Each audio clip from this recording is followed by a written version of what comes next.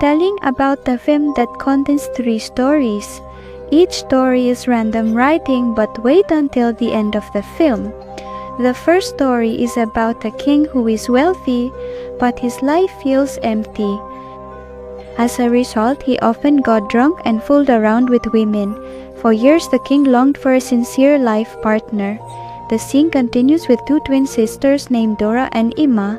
Dora is known as someone who is good at lying, while Ima tends to be naive. At their age, they have never experienced being caressed by a man. Even so, they are confident that one day a man will come who loves them as they are. Then one morning, the king hears a woman's voice singing so melodiously. It turns out the voice comes from Dora and Ima's house. The king approaches their house. In his mind, the king thinks the woman is young and has a face similar to a beauty. Ima tried to tell the king that they were not as expected. However, Dora stopped Ima, and in the end, they chose to talk through the door. After a long conversation, Dora asked the king to give them 1 week to beautify themselves. The king eventually granted Dora's request. The next day, Dora and Ima tried as hard as they could to look younger and prettier like beautiful girls. Dora dipped her finger in herbal concoction and wrapped it, but it didn't work.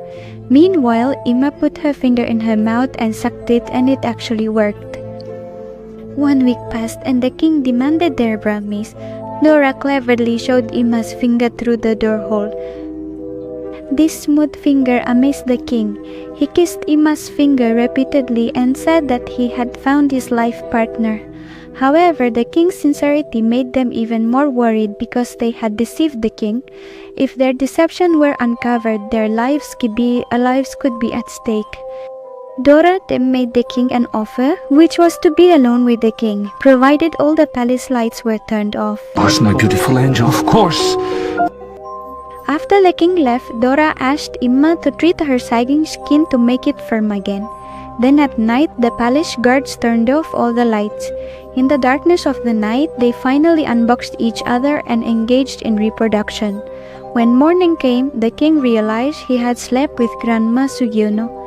The angry king then ordered his guard to throw Dora out of the palace window. Fortunately, Dora survived after getting caught on a branch. While Dora was unconscious, a spirit came and touched her. This touch made Dora's skin firm again, her hair turned a fresh red, and made her young again. In the afternoon, the king went to the forest to hunt. At that moment, he saw a beautiful girl who made him fall in love. The king, unaware, brought young Dora to the palace to propose to her. He also held a party to welcome the new queen. Dora was warmly welcomed by the guests who were amazed by her beauty. He also did not forget to order the guards to invite Ima to his wedding party. When Ima arrived at the palace near Mawalwangkalaya, she was pulled by Dora. Ima, still in disbelief, Annie asked for the secret to looking as stunning as Dora. Dora dodged and said that her secret was to shed her old skin. The naive Ima took her advice seriously. She immediately visited the blacksmith and asked him to skin her body. At first, the blacksmith refused, but after Ima paid him with a bracelet, he finally agreed. The blacksmith then took Ima to the forest. There, Ima was skinned alive. The scene continues with Ima looking again towards the palace with a weak and horrifying body. In the end, she dies before reaching the palace. Meanwhile, Dora, who is with the king, notices her wrinkled hands, and the scene closes with Dora having reverted to her old self. The second story is about a king and queen from a kingdom called Longtrales. The local community knows them as the most perfect couple, although in reality, the queen suffers from a rare disease that makes her infertile. This disease causes the queen's emotions to become unstable. For his beloved wife, the king has tried several alternative treatments from staffs to modern medicine, but the results are nil. For the sake of healing, the king always held parties and invited circus performers. In the middle of this performance, it turned out that one of the performers was pregnant. Seeing this, the queen became jealous and went to her room while checking her belongings. Yes, when it flares up like this, the king is always by her side calming his wife. Not long after, a wizard who was invited in came and said he could cure the queen's illness. The king was quite doubtful because previously no expert had been able to do it. However, the sorcerer was quite confident because he had studied the universe, where balance is the key. If the queen wants to have a child, then a life must be sacrificed so that nature remains balanced. Although it sounded crazy, the queen asked to at least try the sorcerer's method. The first step the king had to take was to obtain the heart of the sea monster. He prepared his tools, then dove in and saw the cotton eye sleeping at the riverbed. Without hesitation, he thrust his sword, but it only scratched the monster. The king wrestled down there until he was severely injured. The king finally managed to find the monster's heart, even though it cost him his life. It seemed that the queen didn't care much when her husband died. The queen then wrapped the heart to be taken to the palace and cooked by a servant who was still a virgin. While cooking, suddenly the servant felt her stomach growing as if she were pregnant. Once the dish was ready, the queen devoured the heart eagerly. In short, the child carried by the queen and the servant was born at the same time. The queen's child was named Elias, while the servant's child was named Jonah. 16 years later, the queen lived happily with her grown-up son Elias. Meanwhile, Jonah lived with his mother in the royal warehouse. Although they had different mothers, they looked like twins with skin and hair as white as sea monster grass. This physical similarity made them inseparable like peas in a pod. Their closeness was of course opposed by the queen because Elias spent more time with Jonah. Feeling her happiness was taken away, the selfish queen threatened the servant and demanded that Jonah be kept away from Elias. Even though it was forbidden, Elias and Jonah still secretly met each other. One day, the queen realized that Elias was wearing Jonah's clothes. As a result, the servant and Jonah were expelled from the kingdom. Elias tried to stop them but failed. Before leaving, Jonah stuck a knife into a tree, which then became a source of spring water. As long as this water remains clear, Jonah is healthy, and if it turns red, it is a sign that he is in danger.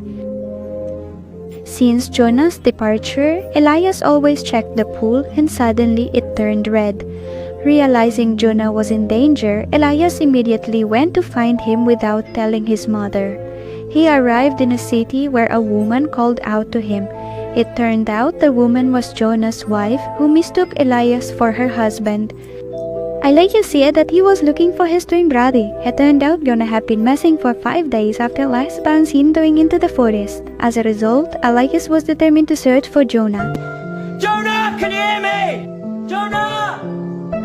Meanwhile, in the palace, the queen, realizing her child has disappeared, begins to worry. Eventually, the queen returns to see the witch. Want my son back.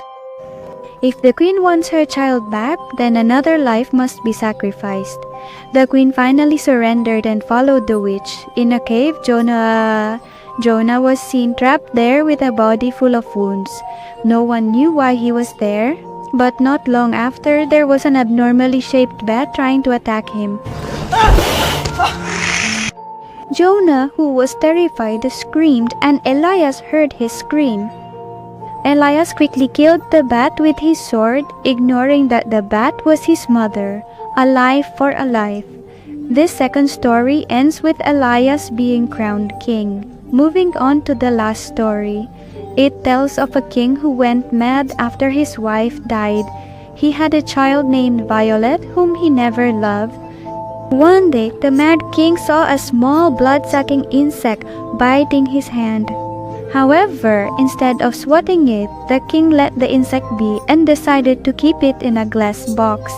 Day by day, the king became more obsessed with the insect. He even willingly let the insect suck his blood whenever it was hungry. Years passed and this beloved insect grew larger, just like Violet, who had now blossomed into a beautiful woman. Violet dreamed that one day she would get married and live happily. Long story short, the king's beloved insect suddenly died. To find a pasanda, Tatanapafaya replacement, the king examined the animal. He told Violet he would find her husband with one condition. The candidate must name the animal with skin like that of an insect. His suggestion made Violet angry because she did not want to be forced. Unfortunately, it was the king's final decision. The candidates came. One by one, they began to look at, touch, and examine the animal's skin, but no one knew because they had never seen an animal like this. However, among the many men, there was a shy-looking tall man who smelled the skin. And then he told the king the name of the animal, not only Shania. He also promised that one day he would bring the insect to the king. Knowing her prospective husband was unattractive, Violet ran to the foot of the palace and tried to jump. However, the king came and calmed her down. Dena Hazananam. He said that the king and queen must keep their promises to the people because if they don't, then the king and queen are nothing. Although reluctantly, Violet agreed to her father's request because one day she would become queen. Then after getting married, Violet now lived with Balmond in a cave surrounded by cliffs. Even though they were already a married couple, Violet did not want to sleep with Balmond, but her husband understood. Day by day, Violet felt her life was very miserable, with not a day without crying. Knowing his wife was constantly sad, her husband tried to cheer her up by bringing raw meat, which only made things worse. When her husband was away, Violet saw a woman at the edge of the cliff near the cave. She shouted for the woman to save her, but the woman refused because there was nothing she could do. Violet screamed again and kept pleading while explaining that she was a kidnapped princess. The next day, the woman from yesterday returned with her family. They threw a rope to free Violet from where she was. While trying to escape, Balmond accidentally saw his wife below and thought Violet was being kidnapped.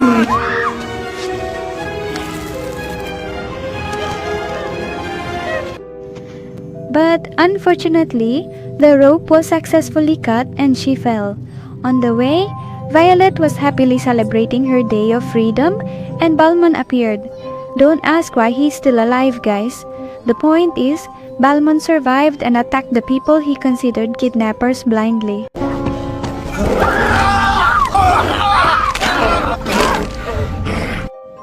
After one by one the kidnappers' necks were slashed carelessly, Violet was hugged by him. Violet pretended to care and thanked him. And after that, Violet went to the palace carrying her husband's head to her father. She said, "Is this the man you chose?" Seeing this, the king cried. He regretted his actions for having turned his beautiful daughter into a monster. As a result, innocent people became victims of his daughter's anger. The last story concludes with Violet now crowned as queen without being accompanied by a king as she had hoped. These three stories actually share a common theme, which is about each character's journey in search of happiness. Ironically, none of them succeeded even though they had obtained things that could make them happy. To find true happiness is actually simple, which is by being grateful for the smallest things without comparing them to others' lives.